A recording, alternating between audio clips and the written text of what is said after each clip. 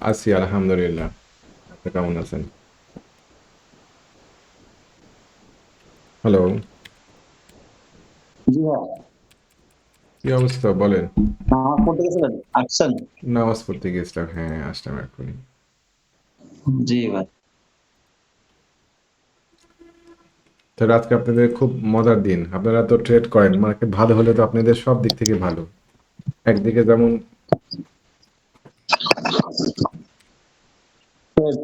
হ্যাঁ, ভালো। খারাপ তো আর না। কিন্তু আজকে তো ভাই মার্কেটটা কেমন যেন একটু মানে মানে কেমন যেন আতঙ্ক করলো। মানে শেয়ার গুলো দেখবি সেটা দাম বাড়লো না কিন্তু একটু ভালোই বাড়লো। আজকে সুযোগ ভালো মনে হয় স্কোয়ার ফার্মা দিয়ে, আর কি কি দিয়ে? ওই Square, GP, Robi, BAT, Square pharma, GP, BRAC GP, bank, GP, BRAC bank. GP, Robi, হ্যাঁ রবি, ব্র্যাক ব্যাংক। ব্র্যাক ব্যাংকের দাম বাড়ে নাই। এখন কি বলেন, কি মনে হচ্ছে হ্যাঁ, আগামী কিন্তু আগামীকাল গ্লোবালি অনেক ভালো ইফেক্ট ফেলে। মার্কেট যে গতিতে আগাইছে আজকে, তাতে আমি আশা করছি যে আগামীকালকে মার্কেট প্রথম 2 ঘন্টা পজিটিভ থাকবে। কেমন? প্রথম দুই ঘন্টা প্রথম পজিটিভ ২ থাক ঘন্টা। প্রথম 2 ঘন্টা পজিটিভ থাকবে মার্কেট, এবং মার্কেট 1:30টার পর থেকে একটু কারেকশনের মুখে পড়বে ইনশাআল্লাহ, আশা করছি। ঘাবড়ানোর কিছু নাই, এটা একটা হেলদি কারেকশন। যাবে।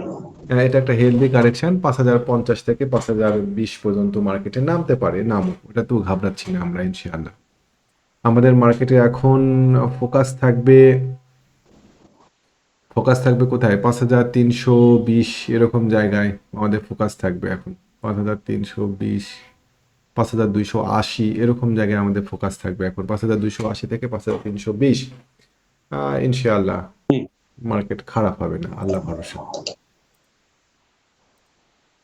কেমন? জি আমরা ভাই। যদি এবিসিডি না প্যাটার্ন ওই যে টানি। আমি তো আ আ কি বলে ওর নাম? আ ইসে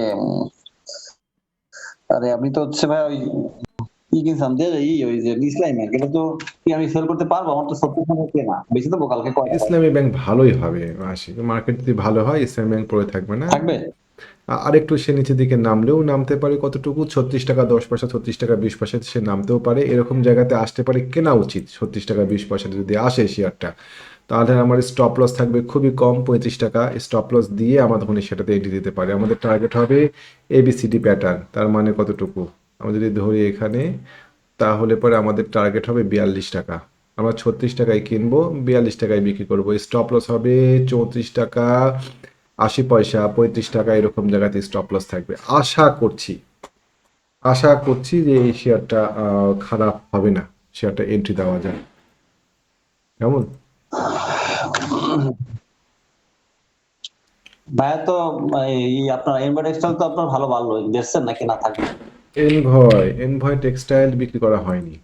এগুলো বিক্রি করা হয়নি, আমরা আগামী দিন দেখবো। আগামী আগামী 3-4 দিনও আমরা একটু অবজার্ভ করবো শেয়ারটাতে। এনভয় টেক্স কেমন? জি, জি। এনভয় টেক্স, তারপরে আমাদের রবি ছিল, রবিটাও আমরা অবজার্ভ করছি যে কি হয় আমাদের টার্গেট শেয়ারটাতে। টেকনোটা কিন্তু আপনার ভাই টেকনোটা কিন্তু ব্রেকআউট হবে যখন তখন হলে কিন্তু এটা ভালো হবে। টেকনোড্রাগ ডেফিনিটলি একটা অসাধারণ শেয়ার হয়ে আছে টেকনোড্রাগ, এবং ডেফিনিটলি এই শেয়ারটা এন্ট্রি দেওয়ার সুযোগ দিবে। এখনো এন্ট্রি দেওয়ার সুযোগ আছে শেয়ারটাতে। 31 টাকা 50 পয়সা ব্রেকআউট করলে শেয়ারটা তখন ছুটে চলে যাবে উপরের দিকে। টার্গেট হবে ধরেন 35 টাকা থেকে 37 টাকা। এই শেয়ারটা ভালো, টেকনোড্রাগ। তারপরে ইবনে সিনা, আমরা একসময় ইবনে সিনা কিনেছিলাম, মনে আছে কিনা আপনার? জি, জি, জি, জি, জি। ইবনে সিনা যেহেতু টেক্সটাইল ফার্মাসিউটিক্যাল সেক্টর বাড়ছে, সেহেতু ইবনে সিনা শেয়ারটাতেও আমরা আশা করছি যে টার্ন পাবো। কেমন? ইবনে সিনা আমরা অপেক্ষা করছি এই 325 টাকা পার, অনেক দিন ধরেই শেয়ারটা বাড়বো বাড়বো করে করেও বাড়ছে না। 325 টাকা এরকম জায়গাতে যদি শেয়ারটা ক্রস করতে পারে, তাহলে পরে শেয়ারটা পার করবে আশা করা যায়। এটা কত কেমন? যাবে ভাই? কত যাবে? ইবনে সিনার টার্গেট হবে কত? দাঁড়ান দেখি। ইবনে সিনার টার্গেট হবে, প্রথম টার্গেট হবে 360 টাকা, পরের টার্গেট আরো উপরে। প্রথম টার্গেট 360 টাকা, ইবনে সিনা। এই শেয়ারটা লং টার্মে পজিটিভ আছে। ঠিক আছে, আমি এখনো মার্কেট করি নাই, ঘাঁটি নাই। সিভিও শেয়ারটার দিকে খেয়াল রাখেন, কেমন? জি সিবিও। সিভিও শেয়ারটার জি দিকে খেয়াল রাখেন। এই শেয়ারটা দুইভাবে এন্ট্রি দেওয়া যায়। নাম্বার ওয়ান, ও পার করবে তারপরে এন্ট্রি দিব 160 টাকা, অথবা অথবা তাকে নেমে আসতে দেন। কোথায়? 152 টাকা 50 পয়সা, এই রেটে শেয়ারটা কিনেন। স্টপ লস হবে খুবই চিকি, 149 টাকায় স্টপ লস দিয়ে আপনি শেয়ারটাতে এন্ট্রি দেন। স্টপ লস মাস্ট শেয়ারগুলোতে। অবশ্যই। হুম। অবশ্যই। তারপরে তারপরে অ্যাপেক্স ফুড, খাদ্য। Apex food. খাদ্য, এই শেয়ারটার দিকে একটু জি। খেয়াল রাখেন। এই শেয়ারটা যদি পাওয়া যায় 239 টাকা, এরকম জায়গায় কিনেন, কোনো অসুবিধা নাই, 39 টাকায় কিনেন। আর অথবা এই শেয়ারটা আরেকভাবে কেনা যায়, 252 টাকা পার হলে আপনি নেবেন, 253 টাকা। এটাও একটা পদ্ধতি কেনার। 253 টাকা পার করলে কত যাবে? 253 টাকা পার করলে ভাই মেলা দূর যাবে এই শেয়ার, বুঝতে পারছেন? আর একটা শেয়ার আছে এসিআই, আমি আপনাকে শেয়ার দিই আজকে। এসিআই, চুপ করে বসে থাকেন। এই শেয়ারটা 205 টাকায় যদি পান, চোখ বন্ধ করে শেয়ারটা এন্ট্রি দেবেন ইনশাআল্লাহ। হুম। 205 টাকায় বাই। 205 টাকায় বাই।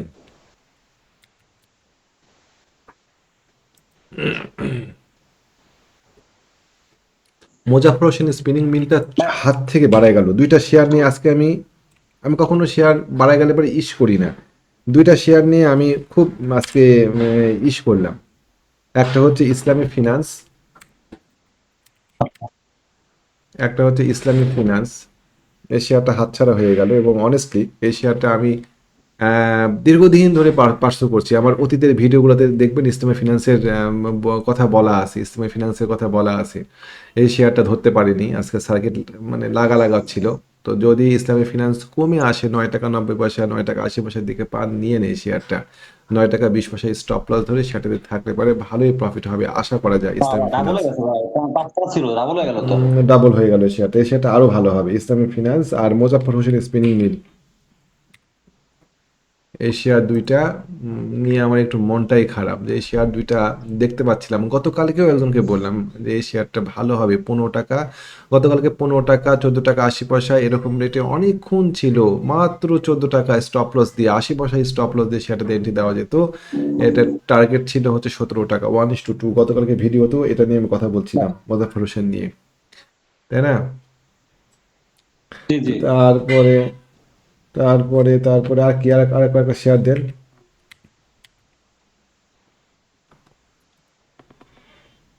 সমতা লেদার। আনোয়ার তো ভাই আজকে টান দিল, বের করলো নাকি?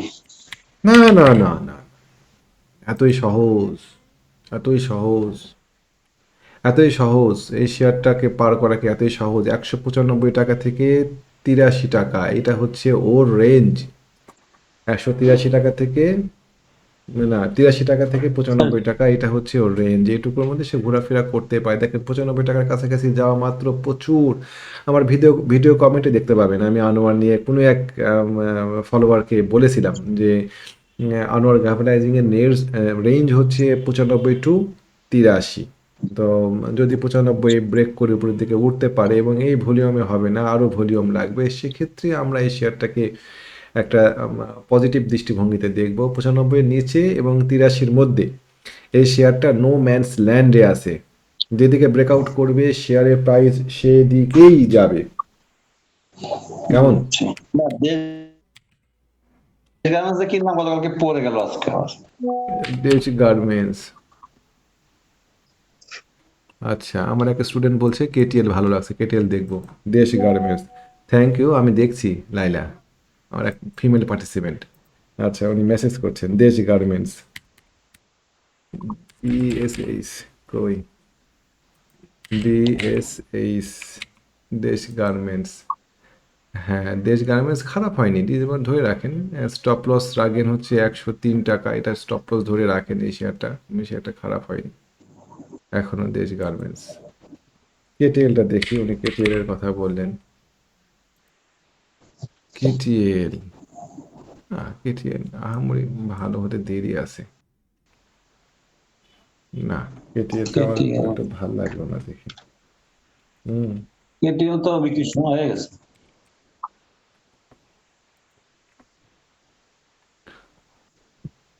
ভাই হুম, একটা শেয়ার আছে, এটা কিন্তু খুব মার্কেট বাড়লে খুব বাড়ে, দেশবন্ধু। এটা কমে কিনতে পারলে তো কি লাভ হয় দেশবন্ধুটা।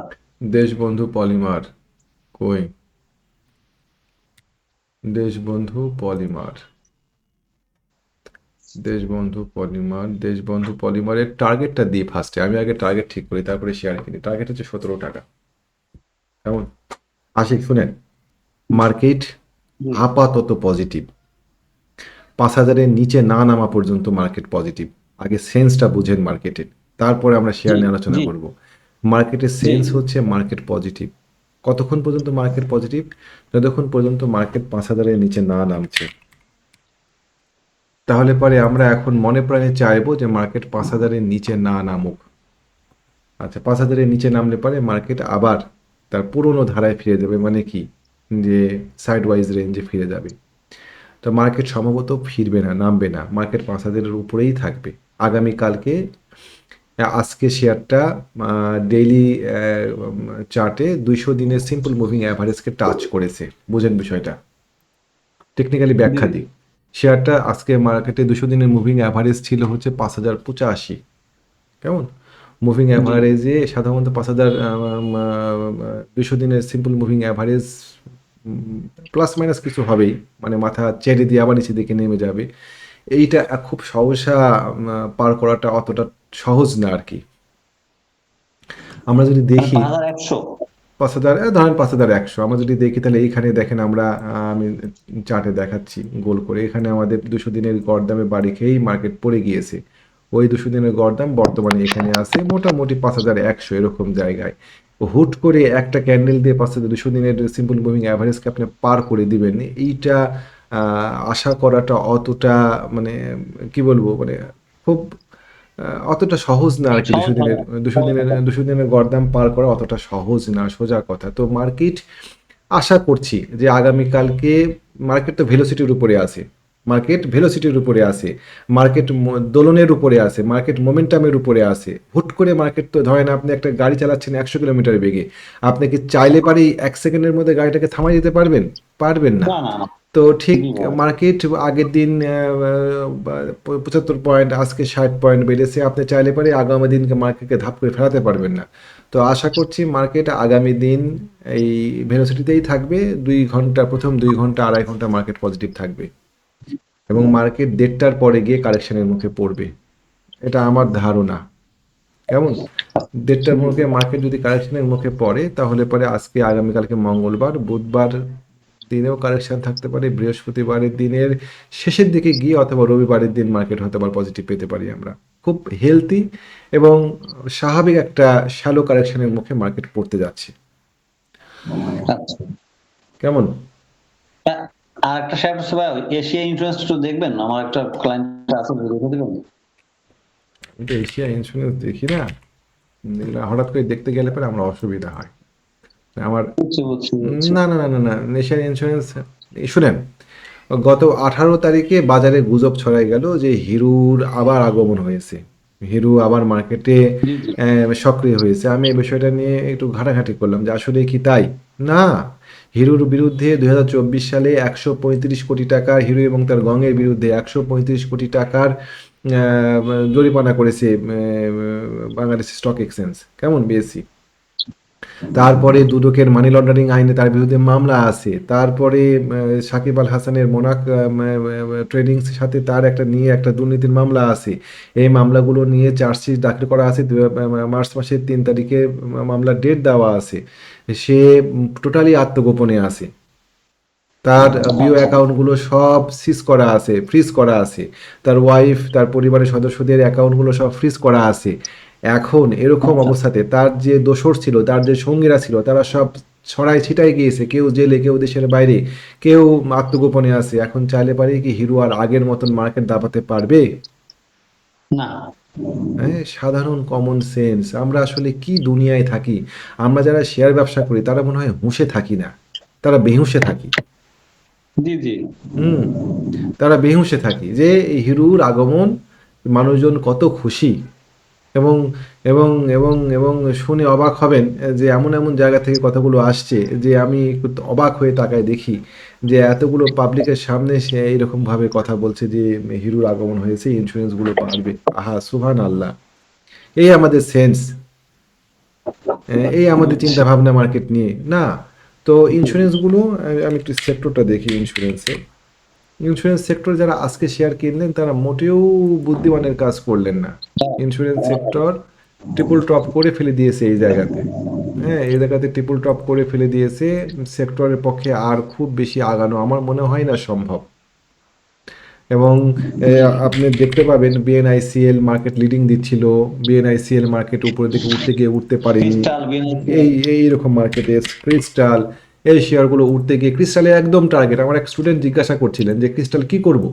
তো আমি ওনাকে বললাম যে দেখেন, ক্রিস্টাল নিয়ে আমি কনফিউজড, আমি তো অ্যানালাইসিস করি না, আমার হিসাবে সর্বোচ্চ টার্গেট ক্রিস্টাল আসে টার্গেট দিচ্ছে। শেয়ারটাতে 77 টাকা 78 টাকা, তখন চলছিল হচ্ছে 65 টাকা। আমি কনফিউজড, আমি ঠিক বলতে পারছি না যে এটা কি হবে। তো দেখেন ও ঠিক গিয়েছে। আমি কিন্তু আবার ক্রিস্টাল, বলছিলাম 62 টাকার সময় খেলা আছে ভাই। ক্রিস্টালকে আপনি নড়ায় দেখান তো আমাকে, 80 টাকা পার করে দেখান তো আমাকে এই হাতে। জান, আপনাকে আমি ওপেন চ্যালেঞ্জ দিলাম যে আপনি ক্রিস্টালকে আশি জি, টাকা জি। পার করে আমাকে দেখান আগামী 7 কর্মদিবসের মধ্যে। আপনি আমাকে পার করে বুঝছি। দিয়ে তার মানে বলেন, ক্রিস্টাল না এখন আবার 82 পার করে টাকায়। দিয়ে বলেন যে আমি ক্রিস্টালকে পার করলাম 80 টাকা। পারবেন না, পারার কথা না। স্বাভাবিক নিয়মে এটা সম্ভব না। যদি হয় তাহলে পরে সেটা অস্বাভাবিক কোনো ঘটনা ঘটবে। কারণ এইখানে রেজিস্ট্যান্স আছে, এখানে ভলিউম আছে ক্রিস্টালের। শেয়ারটা একেবারেই নতুন, এই জায়গাতে ভলিউম আছে। এই যে এই ভলিউমগুলো ক্রিস্টালের, কই গেল আমার ওই ড্রয়ারটা, ধরো এই জায়গাতে, এই জায়গাতে যে ভলিউমগুলো আছে সেই ভলিউমগুলো এত সহসা আপনি চাইলে পারেই ইয়া করতে পারবেন। এই ভলিউমগুলোতে এই লেভেলে জমা পড়ে আছে। এইখানেই গিয়েছে 80 টাকা, পার করে দেখেন আমাকে 80 টাকা। যদি ক্রিস্টাল 80 টাকা পার করে আশিক, তাহলে পরে ক্রিস্টাল বহুদূর যাবে, বহুদূর, মানে এটা 100 টাকা পার করে যাবে। কিন্তু 80 টাকা পার করার জন্য সো টাফ। এখন ক্রিস্টাল নিচের দিকে নেমে এসে আপনার ওই 60 টাকা 62 টাকা এরকম জায়গাতে নেমে আসবে ক্রিস্টাল। বিএনআইসিএল, চলেন বিএনআইসিএল দেখে মোমেন্টাম, এগুলো হচ্ছে ভেলোসিটি সম্পন্ন শেয়ার, গতির শেয়ার। বিএনআইসিএল ডেইলি চার্টে আসি আমরা। ডেইলি চার্টে শেয়ারটা দেখেন, এখানে একটা কি একটা হেজি অবস্থা দেখে আর তো বাড়তে পারছে না। এই যে বাড়ছে একদিন 2 দিন, তারপর তো পরপর 3 ক্যান্ডেল মিলে সেই জায়গাতে ঘুরপাক খাচ্ছে। ও সুন্দর করে নামে আসবে শেয়ারটা, নামে এসে 50 টাকা লেভেলে থাকবে কিছুদিন। তারপরে যদি 50 টাকার নিচে নামে খারাপ হবে, 50 টাকা থেকে যদি উপরের দিকে বাউন্স করে সেটা আলাদা বিষয়। আমার কাছে বিশ্বাসযোগ্য হচ্ছে না। তারপরে প্যারামাউন্ট ইন্স্যুরেন্স আজকে শেষ প্যারাকটা পোতা হলো কফিনের। কেন? আমি আপনাকে সেটার ব্যাখ্যা দিই। এটা হচ্ছে প্যারামাউন্ট ইন্স্যুরেন্স রেজিস্ট্যান্স। এই সপ্তাহ শেষে প্যারামাউন্ট ইন্স্যুরেন্স 50 টাকার নিচে ক্লোজ হবে দেখবেন, ইনশাআল্লাহ। ক্যালকুলেশন করে কালকে লজিক্যাল। কালকে আজকে কি বার? আজকে সোমবার না? মঙ্গল বুধ বৃহস্পতি এই হুম। 3 কর্মদিবসে ক্রিস্টাল ইন্স্যুরেন্স নিচের দিকে নেমে 50 টাকার নিচে, 52 টাকার নিচে ক্লোজ হবে এই শেয়ারটা। 50 টাকা বেশি বললাম, 52 টাকার নিচে ক্লোজ হবে এই শেয়ারটা ইনশাআল্লাহ। তো এই যে হিরুর আগমন, হ্যাঁ, হিরু আসছে, হিরু ইন্স্যুরেন্সকে আকাশে তুলে নিয়ে যাবে, তার সমস্ত ইয়া ছিল ইন্স্যুরেন্সে কই। বলা হয়ে থাকে যে হিরু 2020-21 সালে ইন্স্যুরেন্সকে প্রচুর পাম্প আপ করেছিল। তো পরবর্তী পর্যায়ে আপনার 23-24-এ ইন্স্যুরেন্সগুলো কেন মাটিতে পড়েছিল? তখন হিরো তো মার্কেটেই ছিল। তো জি। এগুলো হচ্ছে শেয়ার ডেলিভারি দেওয়ার একটা কৌশল সাধারণ পাবলিকদের কাছে। সাধারণ পাবলিকরাও এরকম একটু বেবুজ টাইপের, তাদেরকে যা জি, বোঝানো জি। হয় তাই বুঝে উইদাউট এনি কোশ্চেন যে হিরো হিরো আবার ফেরত আসছে। আমরা এটা শেয়ার দিচ্ছি বিভিন্ন জায়গাতে, বিভিন্ন গ্রুপে, বিভিন্ন পেজে, যে হিরো আবার ফেরত আসছে। আমরা একটু জি, চিন্তাও করছি না যে হিরো কিভাবে ফেরত আসতে পারে। তো সো সেটাই। এই বিষয়টা একটু খেয়াল রাখতে হবে। ভাই, আর লাস্ট হচ্ছে প্রশ্ন হচ্ছে, আপনি এই বছর নিয়ে আশাবাদী, এটা একটু যদি বলতেন, এই বছর নিয়ে মার্কেটে। এই বছর নিয়ে আমি আশা করি যে ইন্ডেক্স ভালো হবে। আমি শুধুমাত্র এই বছর না, আমি আশা করি ইন্ডেক্স আগামী দিনগুলোতে, আগামী সময়ে ইন্ডেক্স আপনার আমি আমি দেখাই আপনাকে বহুত দূর যাবে। কত দূর যাবে সেটা আমি বলেছি বিভিন্নবার, যে ইন্ডেক্সের আমাদের গন্তব্য দ্বারা ইন্ডেক্সের আমাদের গন্তব্য মোটামুটি আহ, মোটামুটি মোটামুটি 6,700 6,800 এরকম জায়গায় আমি এটা বিশ্বাস করি যে এটুকু মার্কেট যাবে। হ্যাঁ, মার্কেট আমাদের এই বায়োল্যাটারাল যে গেলে সিমেট্রিক্যাল তো প্যাটার্ন, মোটামুটি আমরা সবাই বায়োল্যাটারাল যে সিমেট্রিক্যাল প্যাটার্ন হয়ে পাবো আছে ইনশাল্লাহ। এখানে, সেই সিমেট্রিক্যাল প্যাটার্নের উপরের দিকে মার্কেট যাবে 6,600 থেকে 6,800। 6,800 পার করতে পারলে মার্কেট আরও বহু দূর যাবে। তখন মার্কেটকে আমরা 2009 সাল 10 সালকে অতিক্রম করার পর্যায়ে ইনশাল্লাহ দেখতে পাবো এক পর্যায়ে ইনশাল্লাহ। মার্কেট নিয়ে ঘাবড়ানোর কোনো আচ্ছা। কারণ নেই, ইনশাল্লাহ ইনশাল্লাহ। আল্লাহ আমাদের পুরো রহম করুক, আল্লাহ আমাদের হালাল হ্যাঁ, রিজিকে বরকত হ্যাঁ, দিক। এই যে আপনার এই আমাদের সবাই মিলে যদি একটা টিম বের করে 10টা 20টা আইটেম বের করেন না, যেগুলো ডাবল ট্রিপল হয়ে যাবে ভাই এর মধ্যে।